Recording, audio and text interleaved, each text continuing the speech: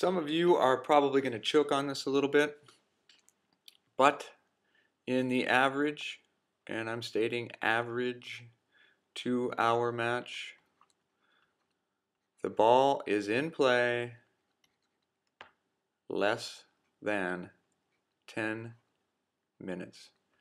Yes, you heard me right, and no, your eyes are not playing tricks on you. 10 minutes. And now with my superhuman math skills, I'm going to quickly do the math and say, wow, that leaves us with 110 minutes of what I call the in-between time. Now I'm going to go way out on a limb here and bet that every tennis lesson you've ever taken has to do with this and not this.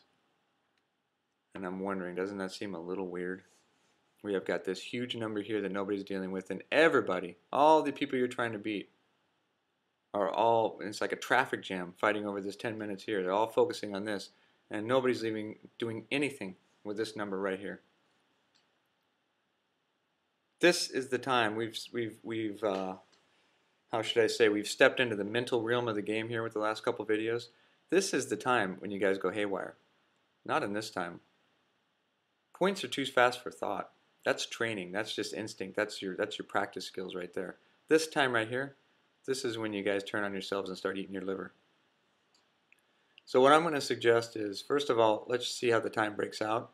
And in between points, we are allowed 20 seconds.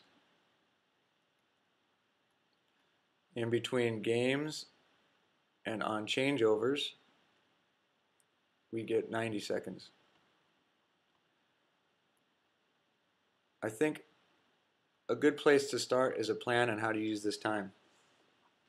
So for the 20-second intervals, might I suggest we take the first 5 seconds or so, it doesn't have to be exactly 5 seconds, but something like that, some small amount, and we do a post-mortem.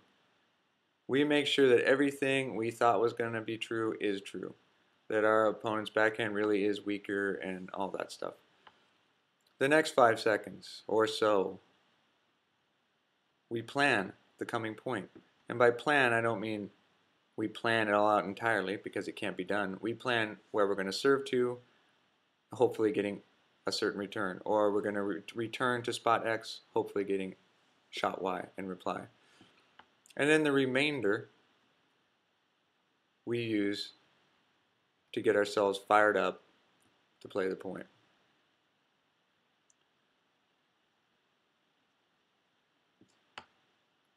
Okay?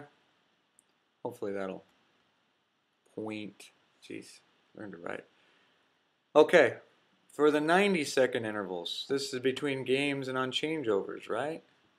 So here we have a little more time, so I'd say, especially on a changeover, maybe take the first 10 seconds or so, the first little bit, and veg out. Just give yourself a little mental break. Okay? Take the next little bit of time, say the next 15-20 seconds or so, 15 to 20. And this is when we can do some tactical analysis if we need to make any changes. This is a good time to sit down and compare our situation with what we hoped it would be. And the remainder, get ourselves ready for battle again.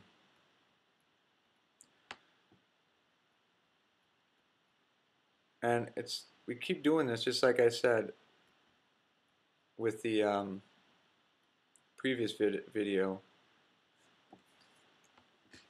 on when your mind goes a little haywire. We want to keep it simple. We don't want to have these complex thoughts. It's really just see ball, hit ball, repeat. In this case, if we can come up with a system here for how to use these intervals, okay, that 110 minutes is now a little better managed, and you're less likely to go haywire in the middle of a match. Remember that.